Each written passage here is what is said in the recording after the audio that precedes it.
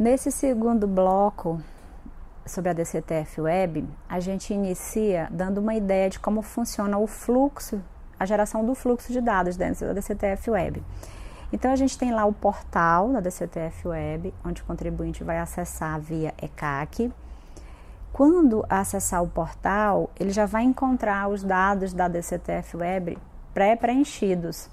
E esses dados, eles foram alimentados da escrituração E-Social, da escrituração FDREINF e, quando tiver o SERO em produção, também os dados do SERO, que é a regularização de obra. Dentro do portal, a partir da DCTF em andamento, a empresa vai selecionar a DCTF que ela quer trabalhar, vai importar, incluir e vincular créditos, vai transmitir a DCTF, emitir o DAF, gerar relatórios e, se for o caso, retificar a DCTF. Então, esse é um resumo de como vai acontecer o processo da DCTF Web. O fluxo de informações a gente pode resumir de duas formas. Os débitos que virão do E-Social, que são as contribuições e também, quando estiver em produção, o imposto de renda retido na fonte, oriundo das remunerações informadas lá no E-Social, da comercialização da produção rural, pessoa física, da aquisição da produção rural, pessoa física, pessoa jurídica, e os créditos, que serão salário família e salário maternidade. Então, o E-Social vai alimentar débitos e créditos. A FDREINF, o mesmo processo. Dentro da FDREINF, nós teremos os débitos das retenções, as tomadoras de serviço vão informar os valores retidos, então já vai gerar um débito para a tomadora. Também teremos a comercialização da produção rural pela pessoa jurídica e agroindústria, que vai apurar a contribuição previdenciária, débito também, débito da CPRB e débito de receita de espetáculos desportivos, que serão informados quando houver um evento de espetáculo desportivo, tem até 2 dias úteis para informar. E os créditos na FDREINF? As retenções que os prestadores sofreram. Então, os prestadores vão informar o valor que foi retido nas suas notas fiscais e para ele vai gerar um crédito. Então, com essas informações, alimenta a DCTF Web. Depois que essas informações alimentarem a DCTF Web, o contribuinte, ao acessar a DCTF Web, vai poder receber outros créditos dentro da DCTF Web que serão importados ou inseridos manualmente, e esses créditos são exclusões, suspensões, parcelamentos, compensação e pagamentos. Nós vamos detalhar cada um deles. Efetua as vinculações dentro da DCTF Web com base em todos os dados que já foram alimentados, apura o saldo a pagar, transmite a DCTF até o dia 15 do mês seguinte, gera o DAF, inclusive DAF em atraso, e, se for o caso, retifica posteriormente e emite relatórios. Esse é o fluxo geral da DCTF Web. A gente já apresenta aqui para vocês a tela inicial da DCTF Web. Quando o contribuinte adentrar no portal da DCTF Web com o seu certificado digital, ele enxergará a primeira tela da DCTF Web, onde vai ter, em primeiro lugar, relacionado somente, naquele primeiro momento, uma DCTF Web ativa, com saldo a pagar e transmitida naquele dia, e uma DCTF Web em andamento. Então, somente aparecerão de imediato esses 2 tipos de DCTF Web para ele. Se ele não tiver nenhuma DCTF em andamento ou nenhuma ativa com saldo a pagar transmitida naquele dia, ele vai selecionar outros tipos de DCTF, onde tem um filtro que ele pode colocar, por exemplo, a data inicial e a data final, e também as categorias da DCTF Web, que são a DCTF em andamento, a excluída, a ativa, transmitida hoje com saldo a pagar e retificada. Ele pode pesquisar todos de uma vez só, como ele pode escolher só as categorias que ele deseja verificar. Aqui nós temos uma tela com uma relação de DCTF daquele contribuinte. E aí a gente observa que tem período mensal, que ela vai mostrar o mês e o ano, tem a anual, que ele mostra só o mês, e vários tipos de arquivo, como excluída, retificada, original. Então, ele tem uma visão geral de todas as DCTF Web dele. Os débitos e os créditos vinculados, estes, quando são originários do próprio social e FD-REINF, que no caso é salário família, salário maternidade e retenções e algumas suspensões, somente podem ser alterados se ele retificar a escrituração de origem.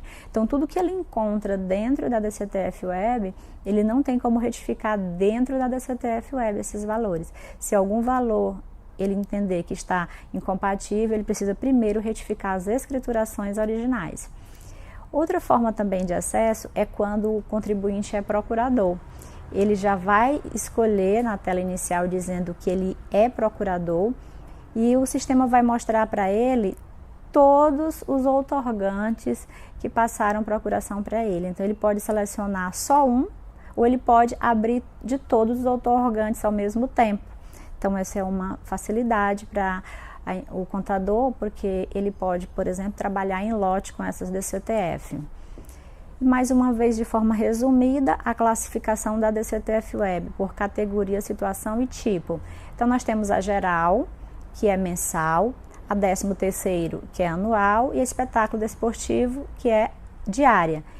E temos por situação, em andamento, é uma declaração que ainda não foi transmitida e que o contribuinte pode editar informações que constam nela, ressaltando que ele edita informações, mas ele não altera valores.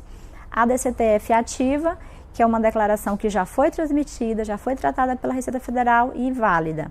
Uma DCTF retificada, que ele entregou uma declaração, viu que tinha problemas, retificou as escriturações originais e gerou uma DCTF retificadora. Uma DCTF na situação excluída, que nesse caso a gente vai ver que só se aplica a um caso, que é a DCTF de espetáculo desportivo, que ele pode excluir, e a indevida, que é uma declaração que foi excluída mediante um procedimento de ofício da Receita Federal. Então, são 3 tipos de categoria e 5 tipos de situação que podem aparecer.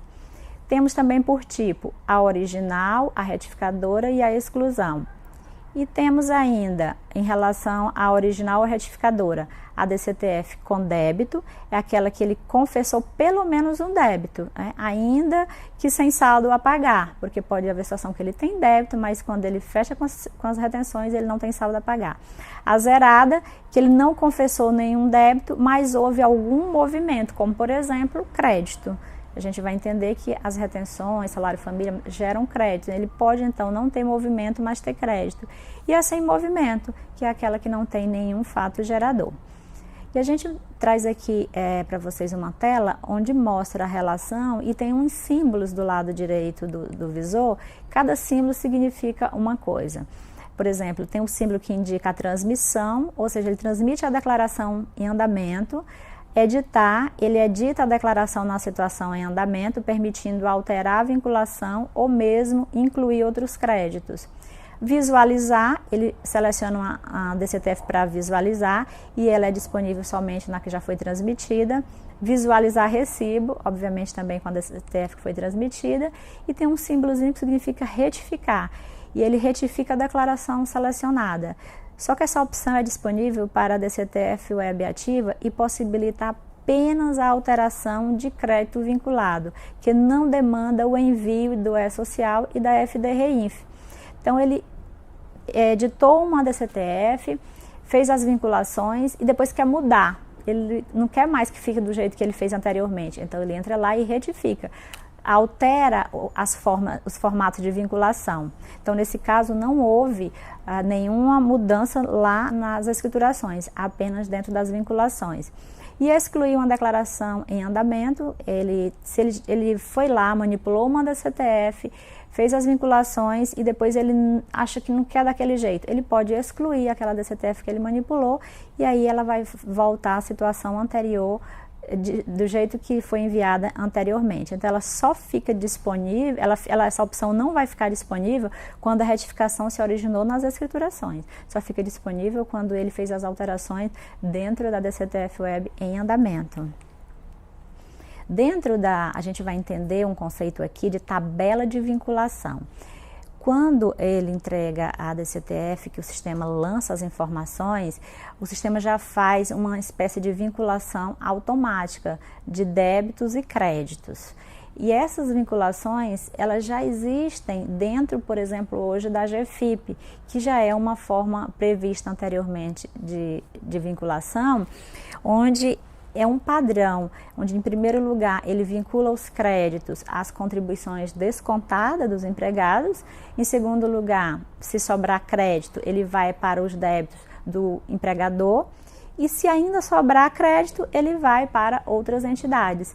Então, o formato padrão é esse, mas o contribuinte pode fazer essa mudança. Então, para isso, ele vai acessar uma aba chamada Tabela de Vinculações, que está dentro da DCTF Web, e vai fazer as alterações. Quando ele abre a tela Tabela de Vinculações, vai mostrar já na ordem correta das vinculações. Então, do lado esquerdo, nós teremos todos os débitos apurados com base nas escriturações. E esses débitos já vêm numa ordem pré-estabelecida, ou seja, no topo, aquilo que é descontado do segurado, em seguida, aquilo que é do empregador e, por último, outras entidades e terceiros. Se o contribuinte quiser inverter, ele vai manipular do lado esquerdo essas informações, onde ele altera a ordem dessas informações, isso com relação ao débito. Existe também uma outra manipulação que ele pode fazer alterando as informações com relação ao crédito, que nesse caso ele quer mudar a forma que já vem pré-definida na norma, que é aquela que a gente já explicou anteriormente, primeiro o débito do segurado, depois do empresário e por último outras entidades. Então é possível também fazer essas manipulações. E aí nesses créditos que vêm lá do E-Social e da FDRINF são o salário família, o salário maternidade e as retenções da Lei 9.711. Também na DCTF Web já existe uma disposição sequencial também, que ele pode mudar essa informação. Pode trocar as retenções para a última posição, pode colocar o salário família em primeiro, o salário maternidade, ou seja, tem toda uma mobilidade dentro da DCTF Web que ele pode alterar as formas de vinculação.